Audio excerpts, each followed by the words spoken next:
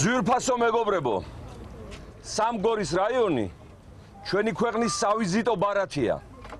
როგორიც იქნება ცხოვრება სამგორში, ისეთი ცხოვრება იქნება თბილისსა და სრულიად საქართველოში.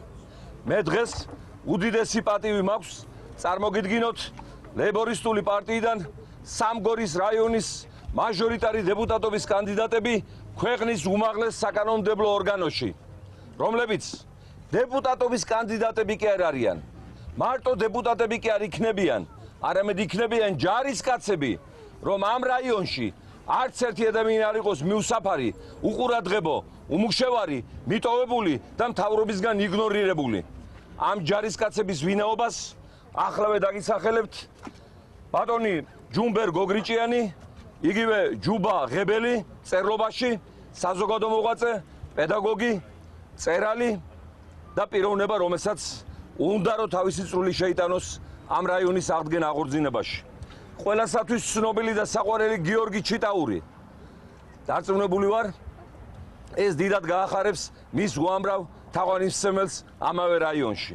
და სამგორის რაიონის ახალგაზრდობიდან მათი მოწინავე წარმომადგენელი, აქტიური და მებრძოლი პიროვნება ბატონი ტატო მორჩილაძე. აი, შესანიშნავი სამეული, რომლებმაც უნდა ასახელონ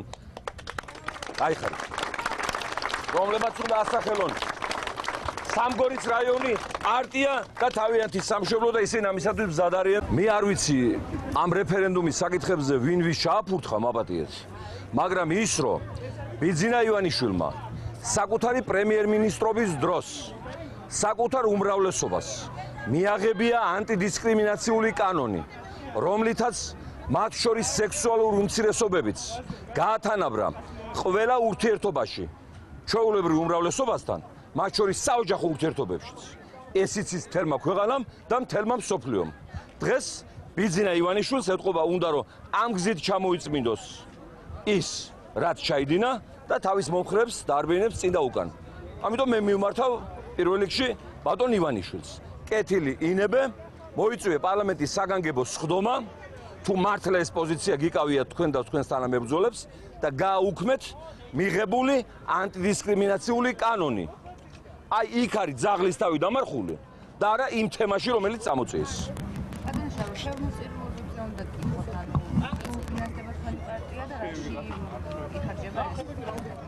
ჩვენი პარტია რომ არ დაფინანსდეს, ამისათვის ბიძინა ივანიშვილი და მისი სპეცსამსახურები 24 საათიდან 25 საათი არ იძინებენ.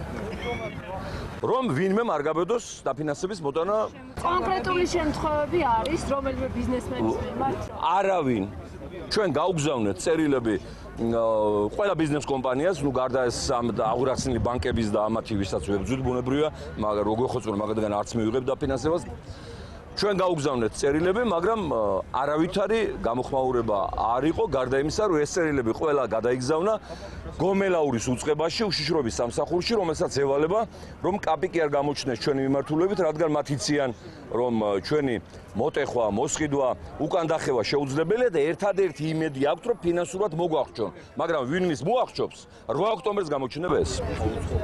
საკონსტიტუციო სასამართლოსთან მიმართებაში დღეს განცხადება გაავრცელეს ეკაბესელიამ და გედევან ფოფხაძემ, ისინი აცხადებენ, რომ ეს არის ნაციონალური მოძრაობის ხელწერა და მათ მიერ პროვოცირებულია ეს საქმე.